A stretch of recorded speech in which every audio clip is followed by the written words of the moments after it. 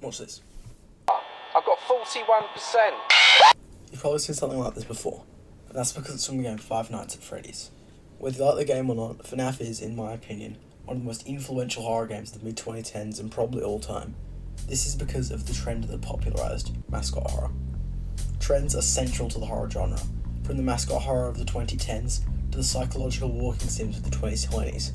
Following a genre is key to creating a famous horror game, but to every rule there is an exception, and in this case the exception is Granny. Granny is an anomaly for a few reasons. The main one is that it did so well despite not following a genre at all. It was released in late 2017, which is when horror was in its switch from mascot horror towards psychological horror, when following a trend may have been its most important point for a game to do well. But it didn't follow a trend. There must be some reason for its success other than that. The first reason is that it might just be a good game. And no, this game absolutely sucks. Ignoring all possible nostalgia from it, it's just objectively bad. From its quality to its terrible puzzles. I chose to play it on some random website because it didn't want to buy $7.50, and for all the Imperial System users, that's one for his Fathom Carson House, on this terrible game, and that was one of the best decisions I've ever made. And sure, maybe my experience of the game was dragged down by the fact that it looked like this, and the fact that I couldn't progress through the days without the website making me watch an ad, but the gameplay was also just terrible. It's an interesting concept, but Granny is just a somewhat annoying obstacle to some really boring object puzzles, and then waiting in a hiding place for Granny to wander away so you can actually play the bloody game.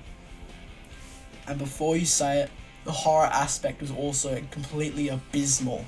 It's carried by creepy lighting and getting jump scared by Granny making weird noises on the other side of the house. In the version that I played, the items are actually randomly moved every time you died, making it really annoying to actually progress. I've also seen a theory that Granny is just an old woman with dementia who forgets that she let you into her house and sees someone in her house tries to defend herself. And I would feel bad for hating her after this if she wasn't so annoying. She hears everything, and this would be an interesting mechanic if it wasn't so buggy. Everything, well, at least on the version I played, could just fall over by being near it, and she also knocks stuff over herself, blocking her way for the next few minutes. I eventually just gave up trying to beat the game because it was just that dreadful. I feel like the fact that it was so terrible that I gave up proved that it is not popular because of its quality. The second reason is that it might have actually just followed a trend. I don't know why I wrote about this one because it's kind of stupid, but no, it obviously didn't follow a trend. As I've said before, the game follows the player trying to escape some old person's house so they chase after you trying to kill you. This kind of is adjacent to mascot horror in the way that Granny is the character who's an antagonist, which is used as the main branding of the game. God, I'm really going off script here. But it's not close enough to actually follow the trend. Some could say it was innovative, creating a subgenre. It didn't do that either, at all. Granny had no impact on the horror genre itself whatsoever. For a game to truly have an impact, I would say it would have to have multiple semi-popular to popular games that are similar to it that took inspiration from it, and Granny just doesn't have that. I googled what games are similar to Granny, and it said Subway Surfers, Roblox, and Granny 2. I'd say Subway Surfers and Roblox because they're big games for little kids or something. I don't know. I'm not 5. I would say that Granny really did change the landscape of kids' gaming content, but I can't really back this up because I really don't want to watch kids' YouTube content for the sake of my own health. But with that said, Granny had no impact on horror itself, simply coming and going, leaving no impact on the genre. I feel like the fact that Granny left no impact on horror proves that it wasn't popular because it followed or created a trend. The third and final reason that could point to Granny's success is what I think is the most likely one, and it's also the most boring one, and it's that the game just followed a series instead of a trend. You kids know Slender Man, right? And the chokehold he had in the early to mid 2010s. Indie developer DV Loper saw this and made the Slendrina series, which follows the player basically just doing what you do in every Slender Man game.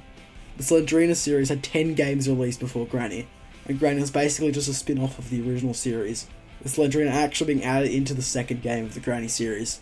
I couldn't find any statistics about Slendrina's sales, but I'm going to say that it was already popular, and you're going to listen because it's my channel. This means that Granny did it in the most boring way possible, and just got successful off of an already popular series by the same developer. This kind of success and this kind of story isn't that rare in the horror scene, because once a formula proves that it works, especially one as easy to replicate as the Slenderman gameplay, other games just steal it and produce similar success. Slendrina just happened to be one of the ones that released at the right time. It wasn't revolutionary, and it didn't need to be. People wanted most of the same gameplay, and Granny had that. And it absolutely sucked, but it did what it had to do for the 5-year-olds. So, in the end, Granny just happened. It didn't change horror, it didn't define a trend, and it definitely wasn't a pinnacle of game development. What it did do was follow the lead of an already existing, and honestly terrible series, and add on to the atmosphere and production. It's not a masterpiece, it's not innovative, and it's absolutely boring. But sometimes that doesn't matter.